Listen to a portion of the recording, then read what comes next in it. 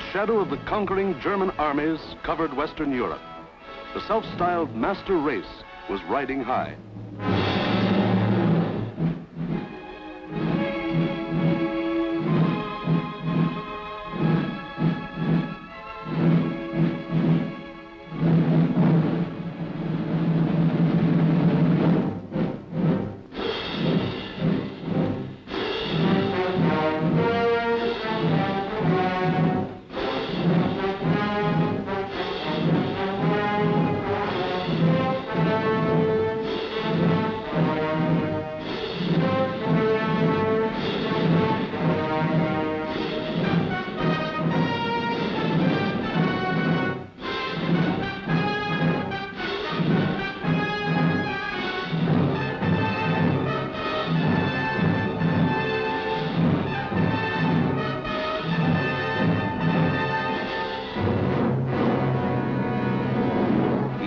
Adolf Hitler stood just as Napoleon had stood more than 100 years before, and looked across the English Channel to the one fighting obstacle that stood between him and world domination.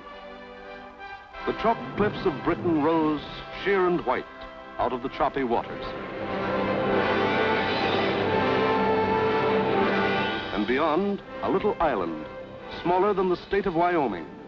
Crush that little island and its stubborn people, and the way was open for world conquest.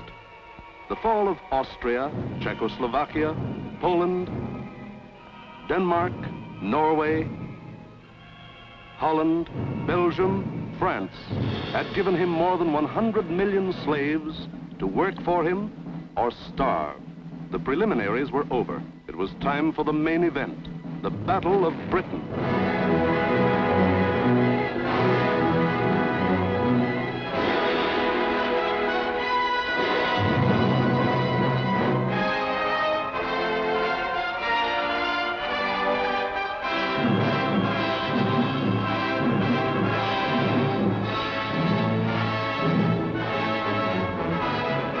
Hitler and his generals feverishly drafted their plans for the conquest of Britain. Every detail must be anticipated. A slip now might wreck the whole timetable of world conquest. 6 weeks of final preparation went into those plans. 6 weeks to determine the history of 1,000 years. The thing was foolproof. See for yourselves how simple the whole operation was to be. Look. German plan for invasion of England. Phase 1. Knock out the Royal Air Force and its bases. Get control of the air and the sea lanes across the Channel. Follow the Blitz plan that had wiped out Poland, the Low Countries, and France. Destroy communication and transport lines. Above all, get command of the air. Phase 2. Pulverize the coastline with dive bombers. Drop parachute troops to take over the airfields and establish beachheads.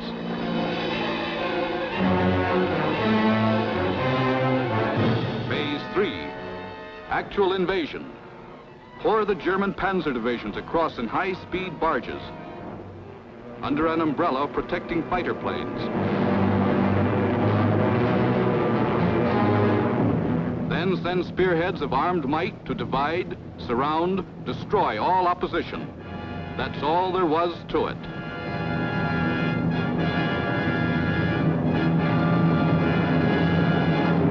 Conquer Britain. Force the surrender of the British fleet. Then, with the combined sea power of Germany, Britain, Italy, France, and Japan, he could control the seas and tell us where to head in. The torch of freedom flickered low. On the Channel invasion coasts, more than 100 fully equipped German divisions were singing the Nazi theme song, "We are sailing against England," as they waited the word from Hitler.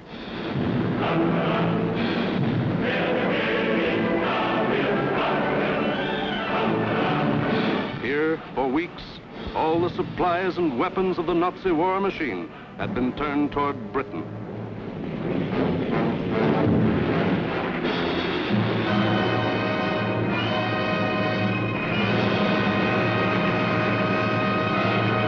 The jaws of the Nazi whale were set to swallow Jonah. And what about Jonah? How was he doing? Well, Britain also had an army, but it was an army dragged from the sea at Dunkirk.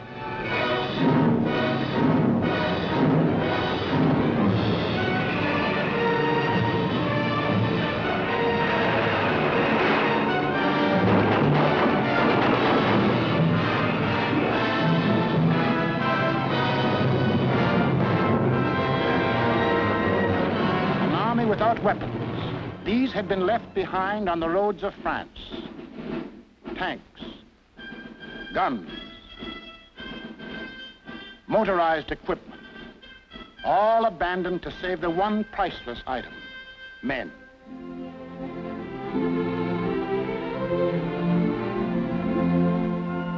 In all of Britain, there was not enough equipment for one modern division. Only one tank for every 1,000 square miles of territory. Only one machine gun for every 1,500 yards of beach. Britain had a navy too, but it was scattered all over the globe, guarding vital food and supply lines. And the British knew it would be suicide to use their fleet in the narrow waters of the English Channel with the German Air Force in control of the air. Britain also had an air force. An air force outnumbered 10 to 1 by the enemy, both in men and machines. And then there was Britain herself, the people of Britain, the people who were to be terrorized and forced to surrender. They knew that every man, woman, and child, in uniform or out, would be Hitler's target in the onslaught that might come at any moment. They knew they had a job to do, and not much time to do it in. The young, the not so young, and the old. The clerk, the butcher, the farmer, the member of parliament, they formed the civilian army, Britain's home guard. They started from scratch.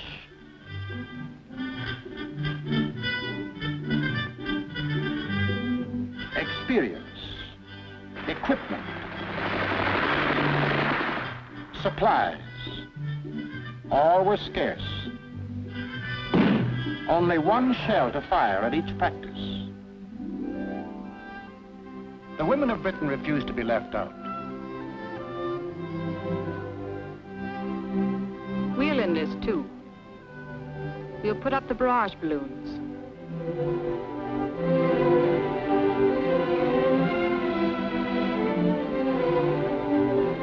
Man the ack-ack guns. We'll run the railroads and get the trains through on time. Ferry the planes. Carry the dispatches. Drive the ambulances and run the buses. And we'll see that our men are fed and don't go hungry.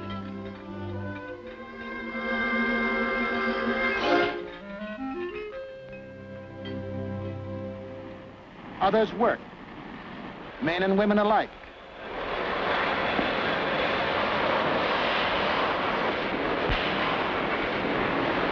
They worked full time, overtime, double time, 40 hours a week, 50, 60, 70. Hours meant nothing. Fatigue meant nothing. Until the government forced them to cut down hours because over-fatigue was hurting production.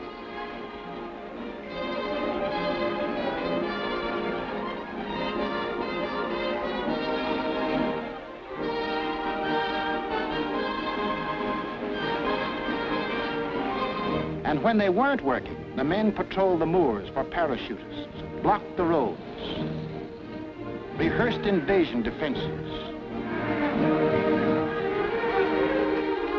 For something had happened here the Germans could never understand. In a democracy, it is not the government that makes war. It is the people.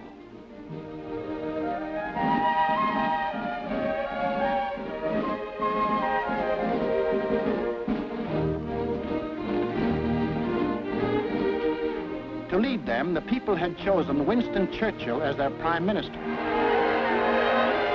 And he spoke the words in every British heart when he said, "We shall defend our island, whatever the cost may be. We shall fight on beaches, landing grounds, in fields, in streets, and on the hills. We shall never surrender." This was Britain in its darkest hour. The people knew they were in for the worst the Nazi mind could invent, yet they didn't panic or run away. They patrolled and waited. They drilled and waited. They worked and waited. Waited for the terror they knew was coming. Then it came.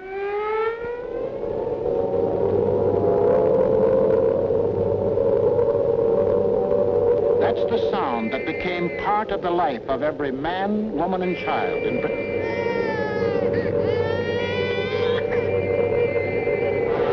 August 8th, 1940, and the battle for Britain is on. 30 enemy aircraft over the channel, flying due west.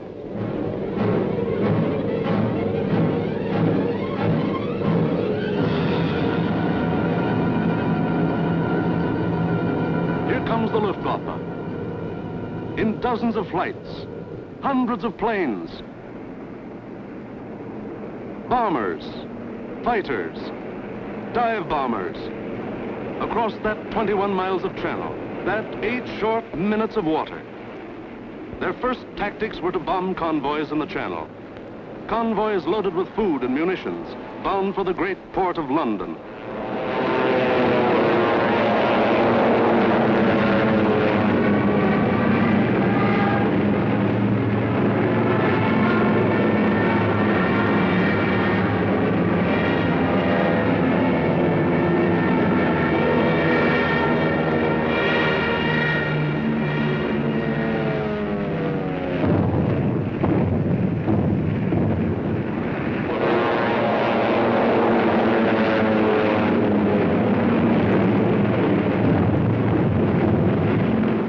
Fighters waited overhead for the defending planes of the Royal Air Force, the RAF, to appear. They didn't have long to wait.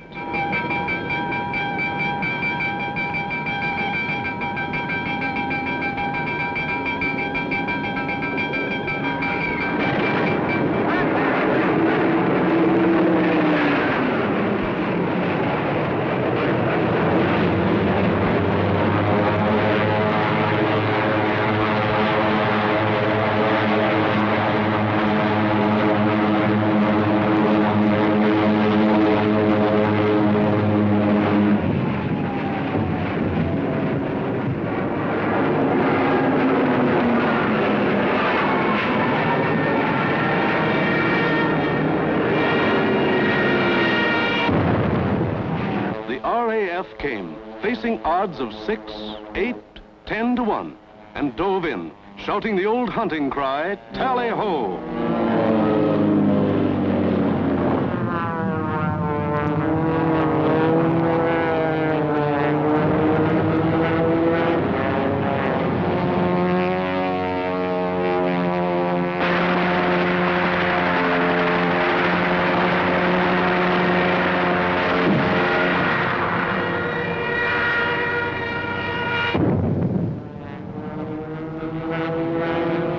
One of the Nazi plan called for the RAF to be knocked out of the air. But the men of the RAF hadn't read the Nazi plan.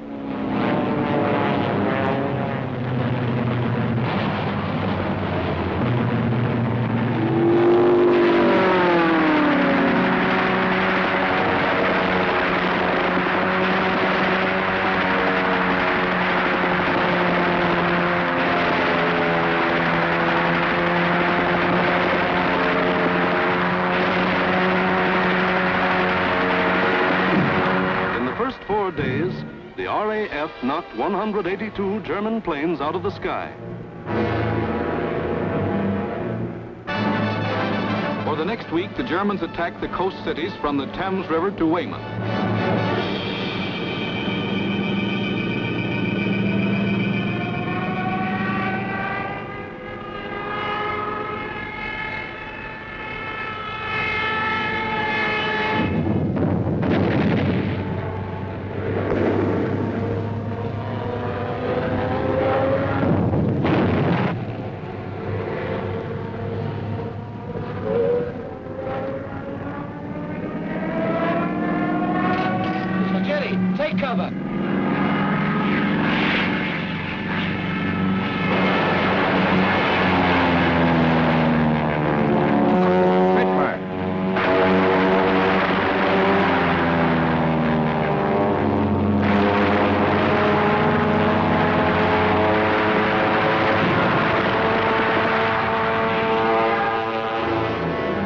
paid off with 180 more planes.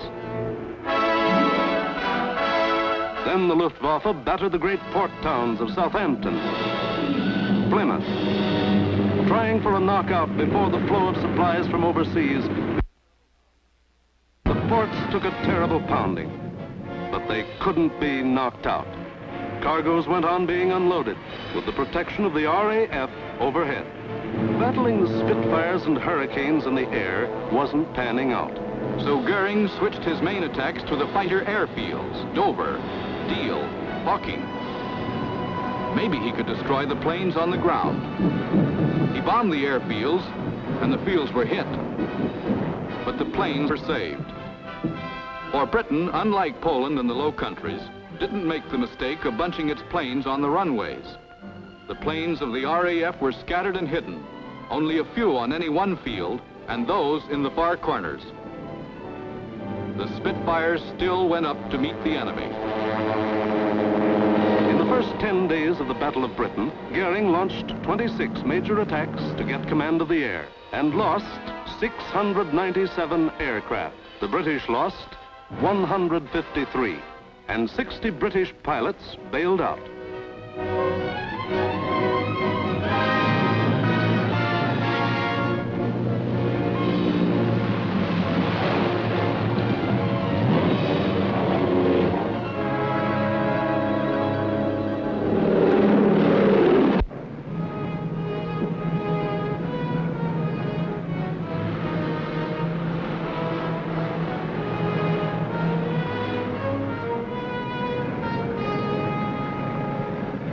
Valuable trained men were saved and ready to fight again, but the crews of Goering's planes were lost to him forever.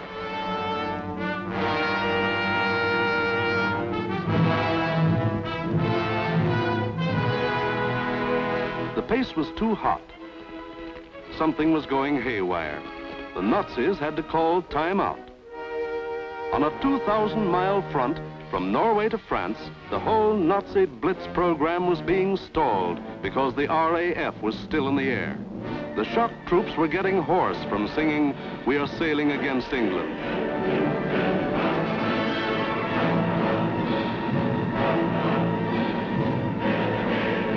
The long-range German guns were getting hot from throwing shells across the channel.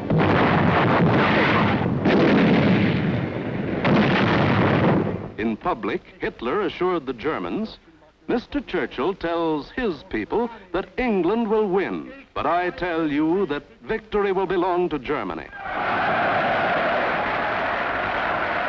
But in private, he sent for Goering, the boss of the Luftwaffe, and put him on the hot seat. Goering was told to do something and do it quick. So on August 30th, he ordered all-out attacks on inland aerodromes and industrial centers. Maybe he could knock out the RAF on the assembly line. And he adopted new tactics, too. More fighters and fewer bombers. Or maybe he just had fewer bombers to send. Anyway, those he did send were well protected. Fighters above at high altitudes. Fighters on both sides. Fighters in the front and in the rear. Fighters weaving in and out of the bomber formations. Britain, winner of the first round, was ready. With higher morale and sharper defense. Improved listening posts were set up all along the coast and warned of the enemy's approach before he left the continent. A quick flash from the control station to the fighter station. And pilots were on their way to meet the enemy while he was still over the channel.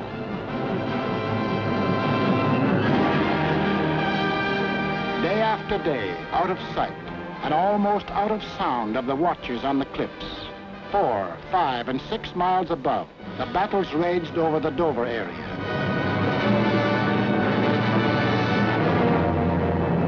The Dover area became known as Hell's Corner. By sheer weight of numbers, the enemy again and again broke through the coastal defenses.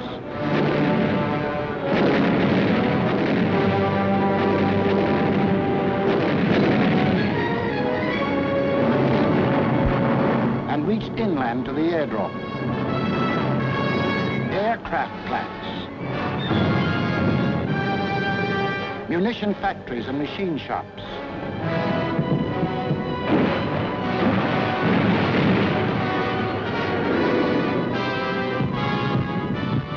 Hello, gunfire in the southeast. Right.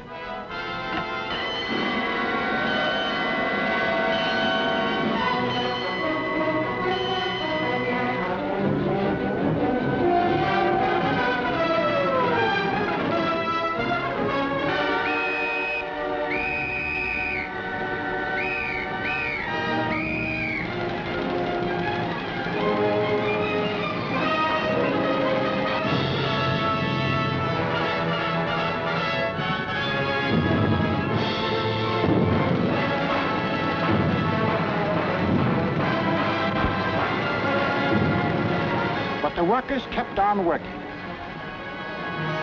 and the RAF kept on flying. These few men with wings, alone in the sky, behind their motors and machine guns, were shooting down more than the Luftwaffe.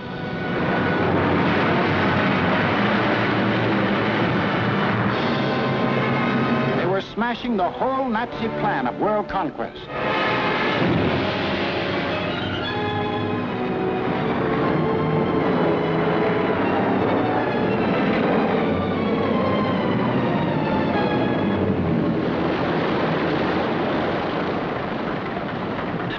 Johnny? 109 destroyed, Freddie, yes. Oh, good show. How'd you get on, sir? I had a wonderful party, thanks. Are you all right? You get any of the batters?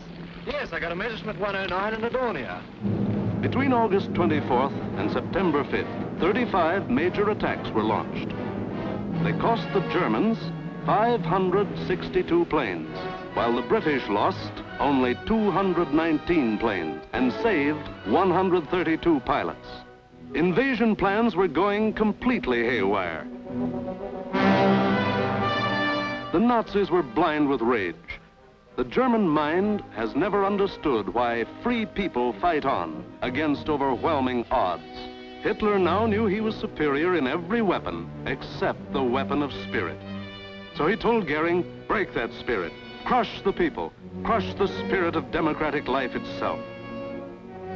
Invasion now would have to wait. The Nazis would avoid the RAF and smash the great city of London into the rubble heap they had made of Warsaw and Rotterdam. Could London take it? Even the people themselves didn't know the answer. The defenses they trusted in were London's hastily assembled anti-aircraft, the Ack-Ack guns, the balloon barrage which kept the raiders at high altitudes, the Royal Air Force, now down to its last reserves, and the plain, downright guts of people.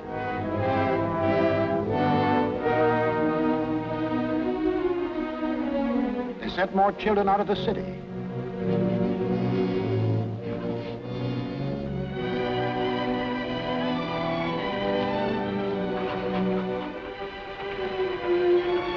Tightened air raid precautions, stationed more airplane spotters, rehearsed firefighters, moved into bomb shelters.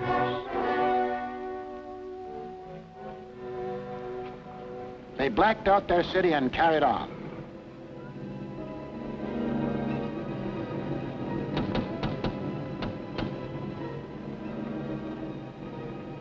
The first blow, aimed to crush the British spirit, came on September 7th.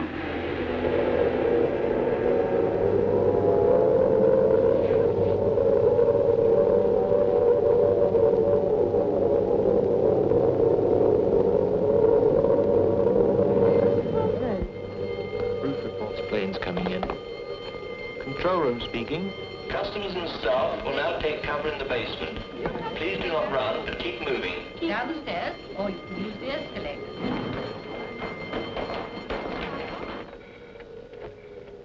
Third floor, clear. Second floor clear. First floor, clear. That day, when 375 German planes came roaring up the Thames River, the Battle of Britain became the Battle of London. The Germans broke through the charge of Hurricanes and Spitfires that went out to meet them.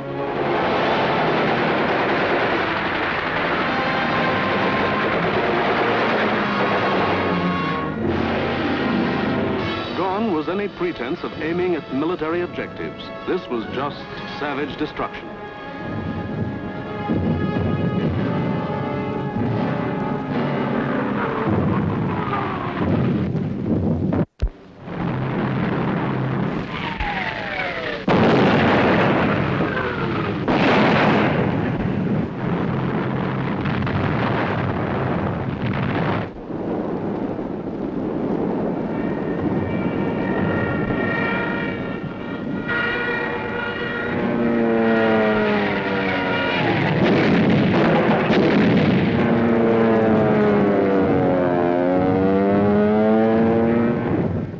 Bombs fell alike on the homes of the East End poor and the Mayfair rich, on shops,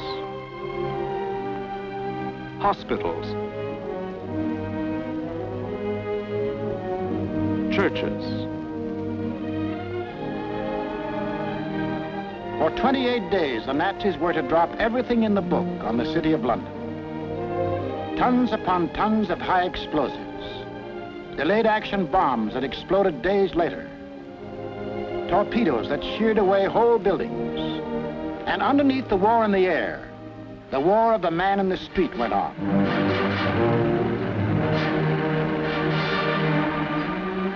He learned to exist with very little food. He forgot what it meant to have a night's sleep, spending most of his time underground in the damp and dark and cold. Hello, Mrs. Fox. You're here early tonight. Well, I'm on the safe side, aren't I? I think that'll be all right now. Yes, that's grand. Anyway, I'll be back in a few minutes if you want. Now, how are we going to get you up there? Get a young man to lift you up. Barney? Hello. Tell this young lady a lift up. Righto, I'm coming.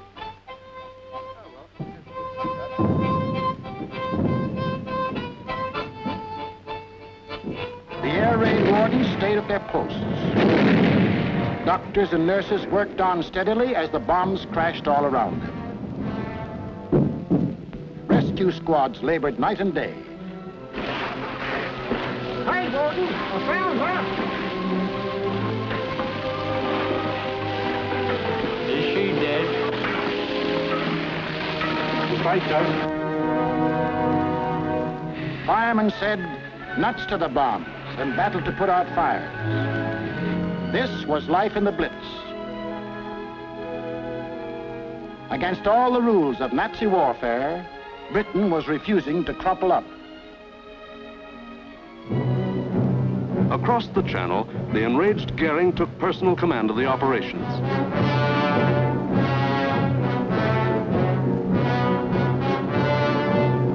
And on September 15th, he sent the Luftwaffe into one of its greatest attacks.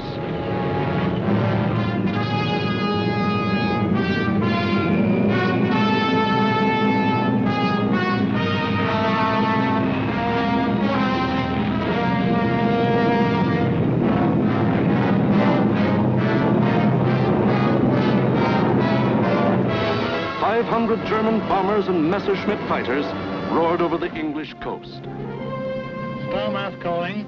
Planes heard 3 miles southwest. Scout for hostile planes approaching from the southwest. The British met the challenge by throwing in everything they had.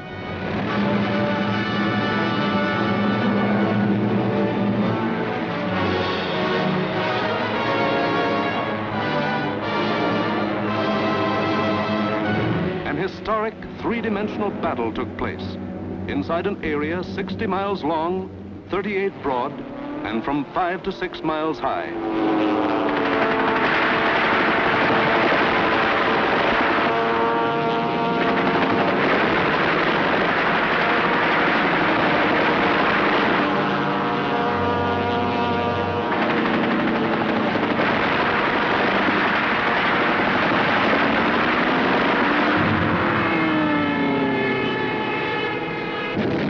200 individual dogfights took place within the first 30 minutes of the raid.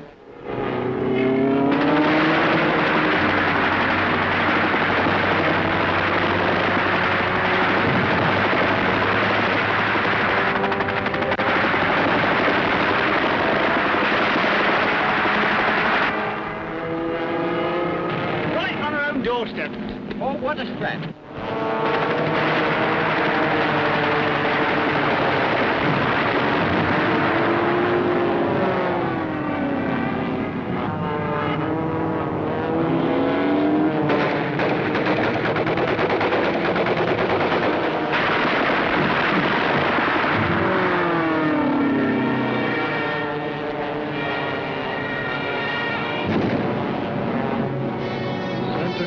London 1.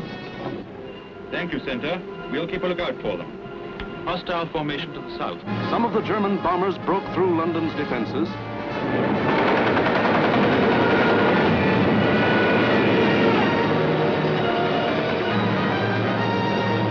And reached the center of the city.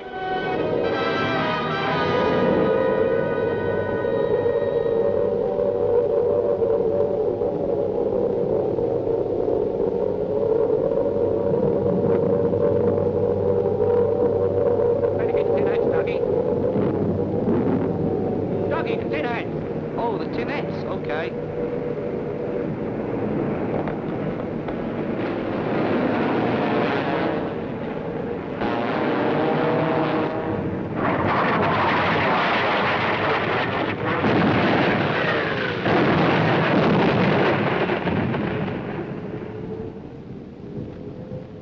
Ducky! Ducky, where are you?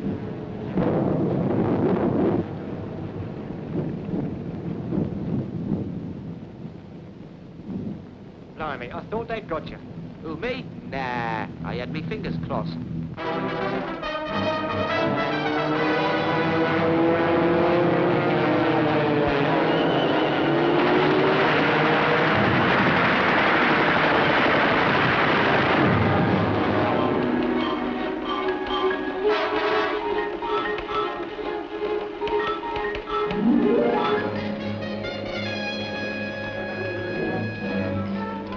Air Ministry communique. The biggest bag yet. 185 enemy aircraft shot down. End of message. Of the 500 German planes that came over that day, more than 1/3 were shot down. In the 28 days of terror from September 7th to October 5th, the Nazis dropped 50 million pounds of bombs on the city, killed 7,000 helpless civilians, and wounded 10,000 more. Bombs fell on Buckingham Palace,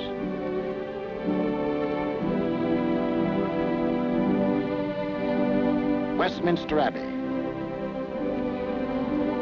the Houses of Parliament, Fleet Street, the center of the news,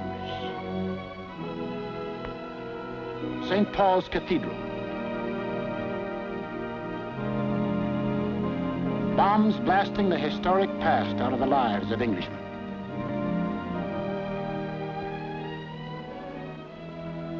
But in these 28 days, the Nazis lost 900 planes and their crews. The more they sent over, the more were shot down. The British Spitfire had proved to be one of the deadliest weapons ever put in the hands of man. If this kept up, pretty soon no more Luftwaffe. The frantic Nazis had to pull a new one. They did. On October 6th, they changed to night attacks. Maybe that way they could avoid those deadly Spitfires and Hurricanes. Maybe that way they could crush the stubborn British spirit. Never mind control of the air. Never mind Phase 1, Phase 2, Phase 3. Now to concentrate on bombing the people themselves into submission and make them cry for mercy.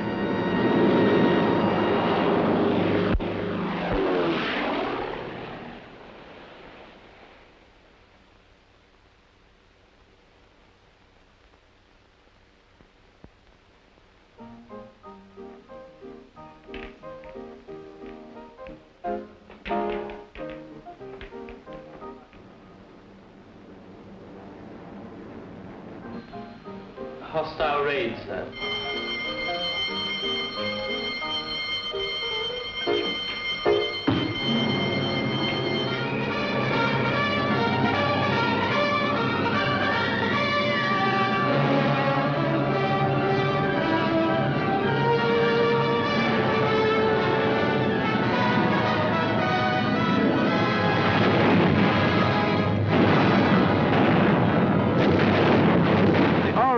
Wasn't much help at night. This was just German bombs against British guts.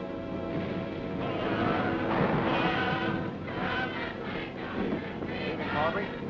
Hello, Jack. Sound happy enough down there tonight, don't they? Yes, they're all right.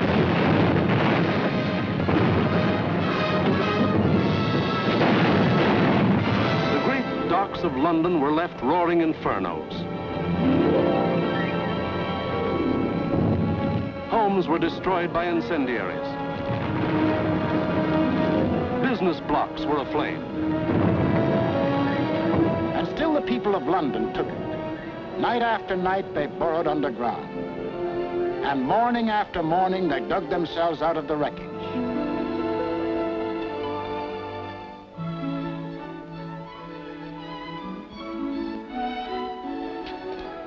Good morning, Mrs. Forrest. Good morning, Mr. Arms. See you tonight. Right here. Come on, Bessie.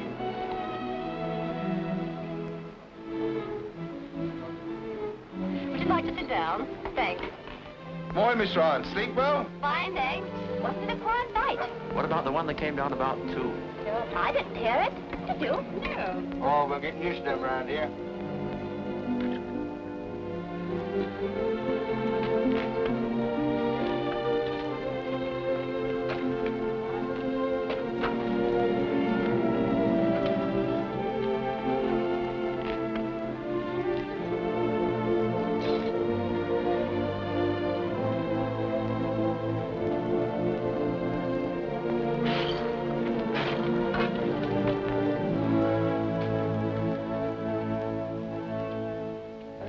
Better go away from this for a bit.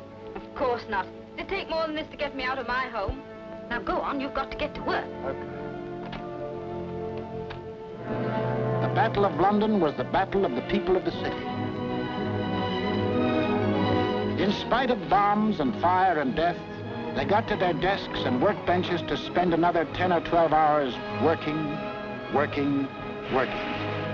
The British spirit was stronger than ever. And the RAF was flying higher than ever. Not only higher, but farther. SIO, operation for tonight. GP 1562, EP 781, 10 aircraft. You'll find, I think, a decent photograph of the submarine yards there. There's a very good one taken the other night, Monty. Was there? A bit further along. That's it. Those are the submarine yards. Just there. Yes. Well, chaps, this is your target for tonight. It's the submarine and shipbuilding yards at Bremen. It's a vitally important target, and it's got to be hit hard. In the midst of this life and death struggle, the British found strength not only to defend, but to counterattack with what few bombers they could get together.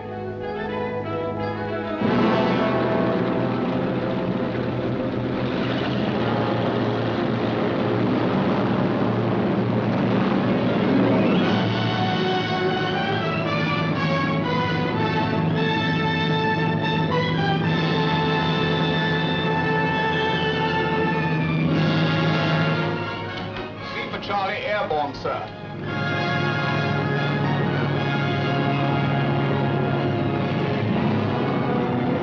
Hello, rear gunner. Can you hear me? I'm okay, Skipper. Hello, operator. Everything okay? Well, it seems to be all here, sir.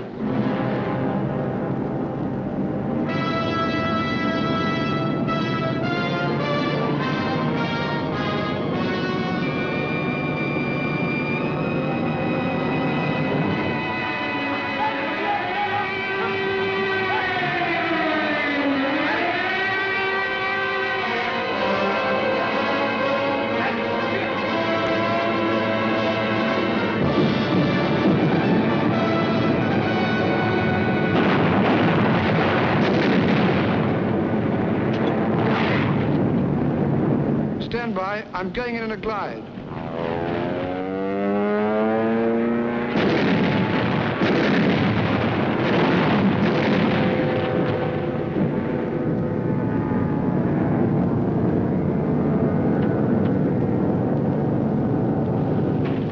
Steady.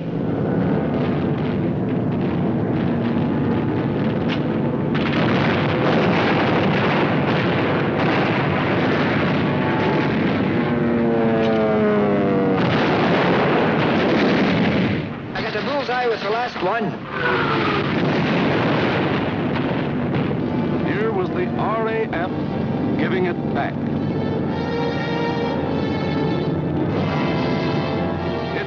cried, "Night gangsters!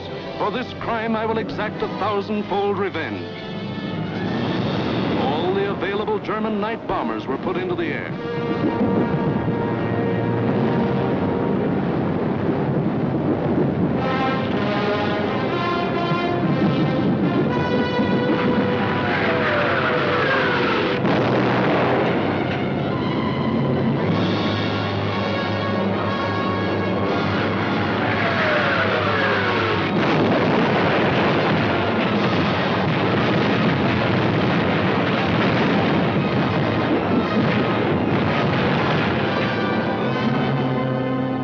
Thousand-fold revenge was Coventry. On the night of November 14th, 1 million pounds of bombs were dropped on the city.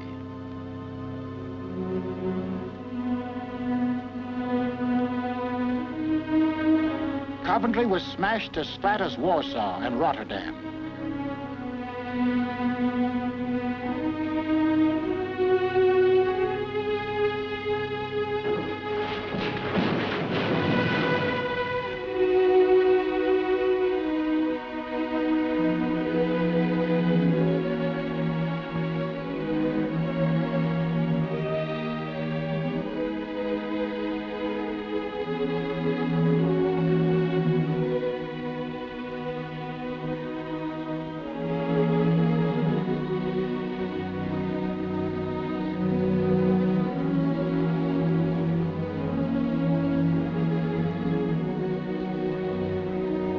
The people of Coventry dug their loved ones out of the blasted ruin, saw them to their last resting place in a common grave.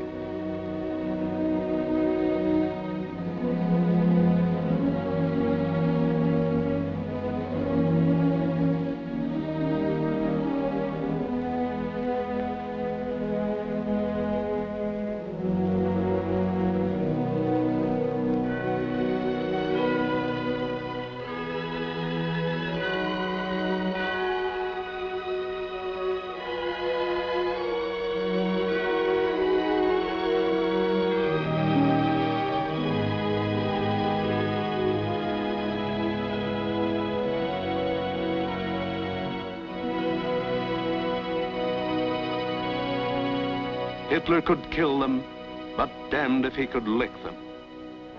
They went back to their lathes and machines, for they knew the machine bench was as deadly a weapon as the rifle. And in their hearts was a grim determination that this enemy must be destroyed. That the day was coming when they would strike back, and how they would strike back. Christmas, 1940.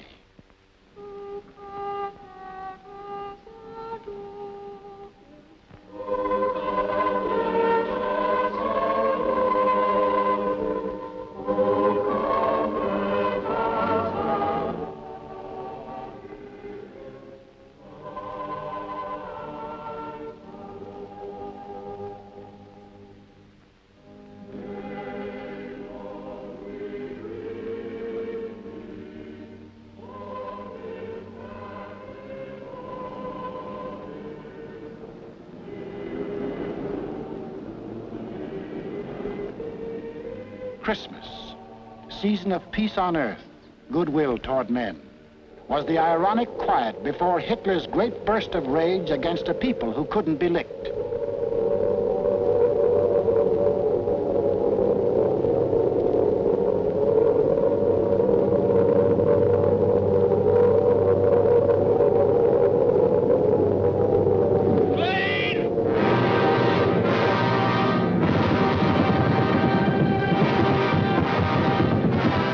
Bomb them into submission, so he would burn them to ashes.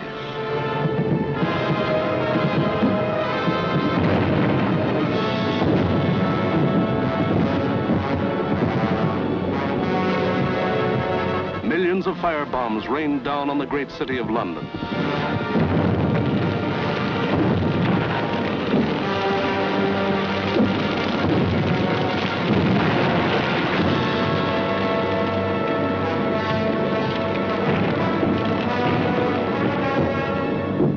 Minutes, More than 1,500 different sections of the city burst into roaring flames. Flames that swiftly merged into the greatest fire in recorded history.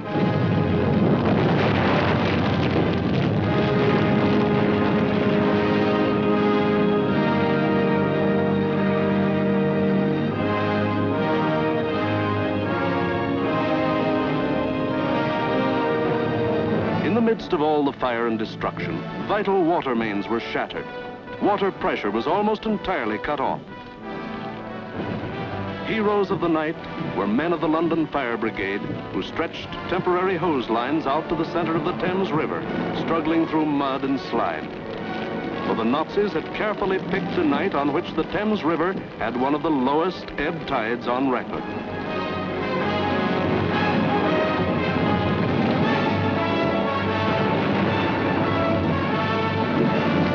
And while London burned above them, the people of the city held on. Chin up and thumbs up. They knew this was the people's war, and they were the people.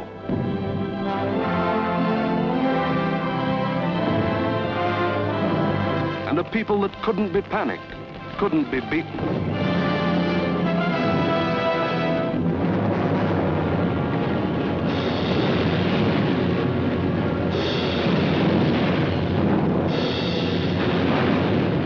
In the months to come, the British were to suffer many such bombings and burnings. But a nation that calls on cold courage when hot courage runs thin may die, but it can't be defeated.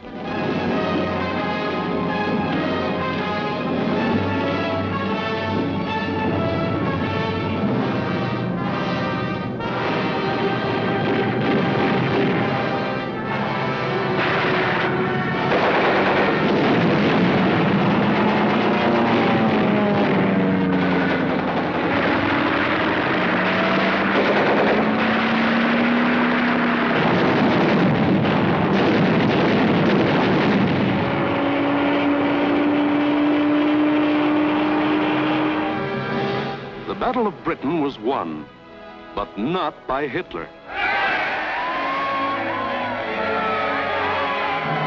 Hitler had lost the battle. He had lost 2,375 German planes and their crews. For the first time, it was the Germans who ate the bitter dirt of defeat. Gone was the legend of their invincibility. For a solid year, the Nazis struck Britain with all their might. They leveled thousands upon thousands of homes and damaged millions of others. They killed more than 40,000 men, women, and children, and seriously wounded 50,000 more. But not one single Nazi soldier set foot on British soil. But Hitler couldn't stop, and in our next film we will show how he had to turn to the east again. Why did the Nazis lose the Battle of Britain? First, because a regimented people met an equally determined free people, and the free people made them quit cold.